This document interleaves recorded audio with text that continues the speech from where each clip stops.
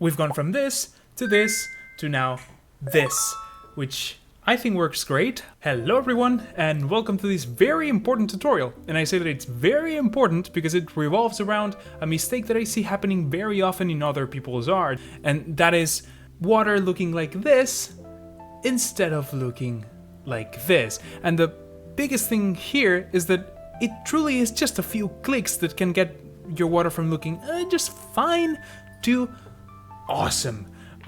It's gonna be a bit more expensive on your render times, but especially on stills, it's truly the way to go. This will only work in cycles, and I'm working on this scene which has this funny beach ball and these rocks, and it's pretty much made to camera.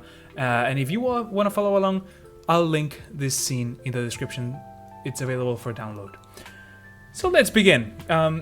Your instinct when doing water might be doing something like this, which is setting the transmission to 1, and that's good because otherwise water looks just flat, and no, water is see-through, that's good.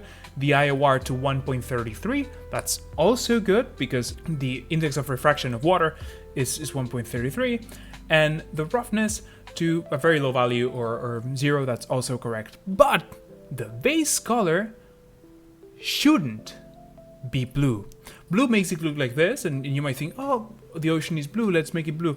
But is water truly blue? I've had this glass of water this morning, and it doesn't look blue. And that is because water appears blue, but it appears blue when there's a lot of it. Basically, long story short, because the molecules in water absorb other colors more than they do blue, and they scatter blue more, so eventually there's more blue light coming out of the ocean or water, and that's what we end up perceiving.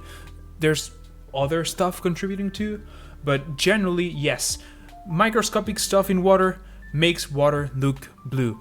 And the effect that this has is that, for instance, in beaches or with large volumes of water, the water looks more blue the deeper the water gets. So you can see in shallow parts, for instance, in this picture, in the shallow parts of the water, you don't see much of this tint, whereas in the deeper parts, you can start to see a lot of deep color. And what this approach gives us, which might be the thing that some of you might have done in the past, will give you an uniform color. So wherever you're seeing through this object, you're seeing the same amount of blue, and that is not realistic. And maybe you're not striving for realism per se, but I dare to say that it's not believable, where it looks just digital, like it's unnatural. So the way we fix that in Blender, it's actually quite simple. You basically start by setting your color to white, to pure white. We're gonna do the blue later.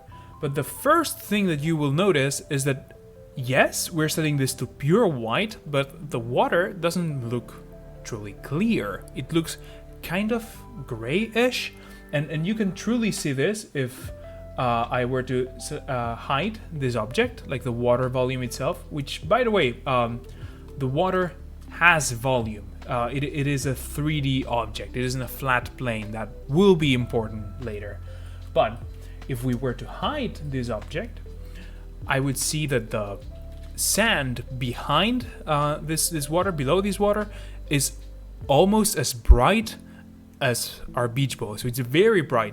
And the moment I enable this, it gets significantly darker. The reason why that is because this object, although it's completely see-through, kind of like glass, it's casting a shadow. And that's one of these cycles weirdnesses that you don't always want, but it's something that we can easily tweak with my favorite node of all time, which is the light path node. This node allows us to do very hacky stuff on our materials and lights. I'm not gonna go through what everything in this node does. I have some videos about it, and I will do more in the future, so please check out my channel and subscribe. But I will use the shadow ray. So my thing with this is that it detects which rays are coming from a shadow, and I want to say that whenever it's a shadow, treat this material as if it were transparent. So we will use this alpha. So the way we're going to use this is by inverting it, set this to color and color to alpha, so that whenever it is a shadow ray, you will get the alpha 0. I don't know if this makes sense, but it has made our water way brighter. This is much closer to what you would expect. Hiding the water now basically enables this refraction and this reflection, but we don't have a huge color shift. And talking about color, let's go back to this blue thing. We've talked how the blue in water is because of particles and molecules and microscopic stuff. So these things in CG we usually approximate with volumes. Volumes are the way we do infinite stuff of microscopic things. So what I'm gonna do is to add a volume scatter and a volume absorption nodes. These two nodes, when combined with an add shader, produce a believable volume material. So what I'm gonna do is, this is gonna be my volume socket of my material. And this already is giving us some of this color shift back, and that's okay, because if there's volume, volume casts shadows, and that's truly realistic and believable. What I'm gonna do is to set this volume to a blue color. I'm gonna set both the absorption and the scatter to a blue color, and that by itself just makes a lot of difference. Now our water looks very natural. One thing that I'm gonna do is also use a value for our density, and I'm gonna tweak this to taste, maybe a value of 2, have it more blue, and I'm gonna go, this scene is quite cartoony, so I'm gonna push the saturation. This might not be realistic, but come on, let's have some fun. And maybe a bit darker. You can and should tweak these values to taste. I'm gonna leave mine like this, but it'll depend on your scene. And just look at how much of a difference that makes. I'm gonna pull up like a before and after, and just see how much more of a definition we have on the shore and how much color variation we get when the water gets deeper. This is much more believable in itself. And it is a bit more expensive to render, but it's not as expensive to render as what we're gonna do right now, because although this water is great, it needs caustics to be perfect. Caustics, and I love them, are these beautiful light patterns that we see underwater or around water or even other reflective surfaces. There are caused because light hits these surfaces at quite random angles, depending on where in the wave the light hits. It gets refracted in different manners, and it produces this weird undulating organic light shapes that really help sell the idea of the underwater of it all. And like you can see in this picture, they are really pretty and they have a lot of impact. So we can do them in Blender, but be prepared for a bit of computer screaming. It takes a few clicks though. Let me walk you through it.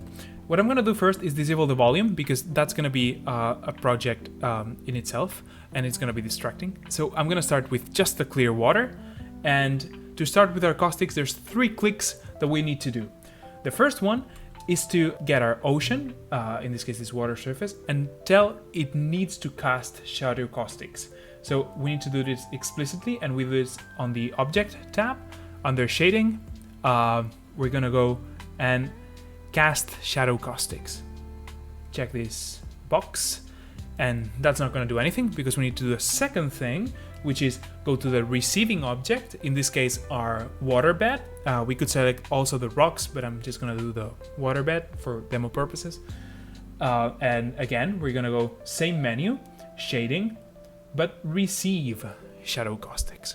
What that's gonna do, again, not a lot visible because we need to do a third thing, which is select our key light, or the light that we want to be producing these caustics. In this case, I'm gonna select my sun, and I'm gonna go on the light panel under shadow caustics, which you can barely see over my head, and just check this box, and now we have them.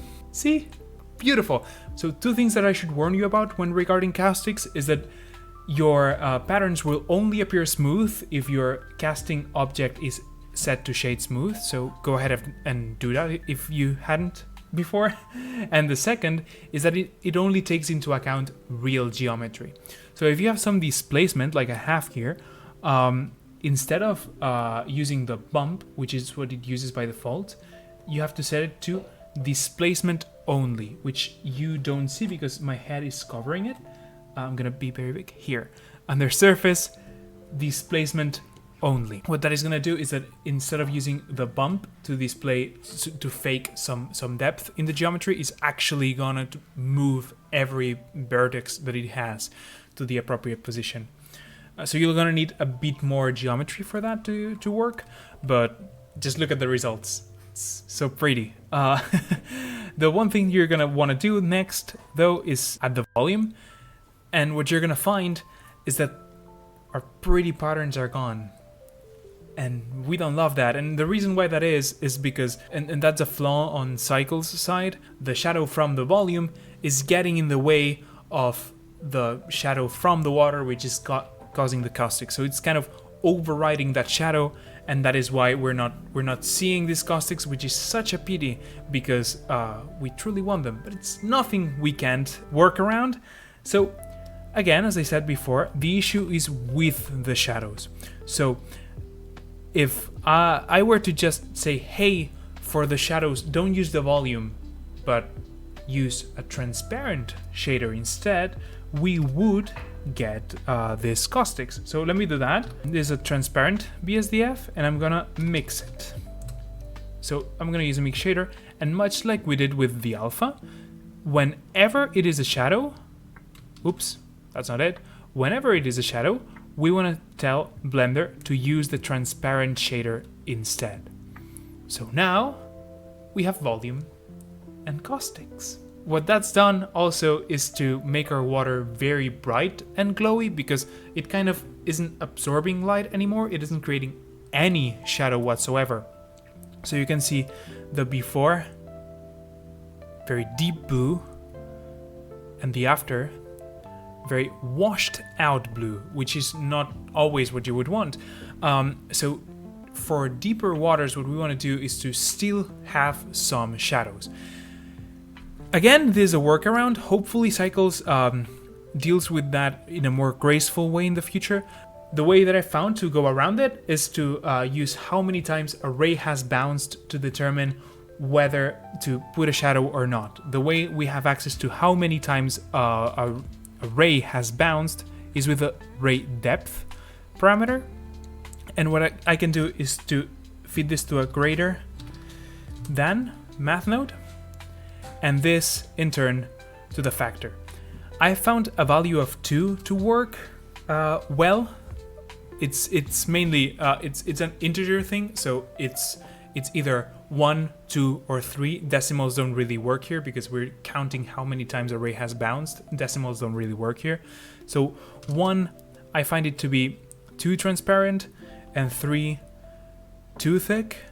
So 2 kind of gives a nice result.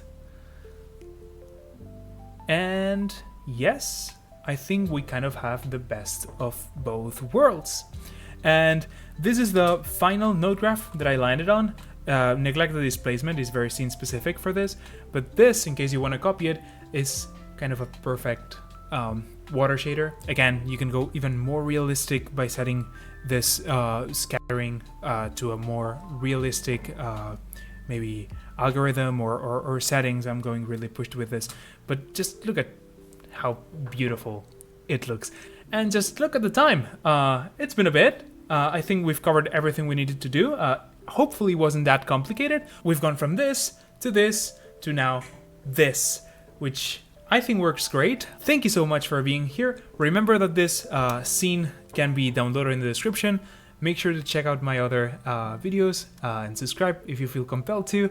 Thank you so much for being here, and see you on the next one.